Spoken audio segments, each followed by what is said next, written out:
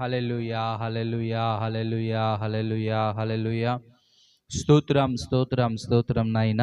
మహోన్నతుడా, సర్వోన్నతుడా, సర్వాధికారి, సర్వ సృష్టికి కారణభూతుడైన మా ప్రియ పరలోకపు తండ్రి, మీ అతి శ్రేష్టమైన ఉన్నతమైన నామమును బట్టి మీకు వందనములు, స్తుతులు, స్తోత్రాలు చెల్లిస్తున్నాం. ఈ సెప్టెంబర్ 1వ తారీఖును ఇచ్చినందుకు నీకు వందనాలయ్యా.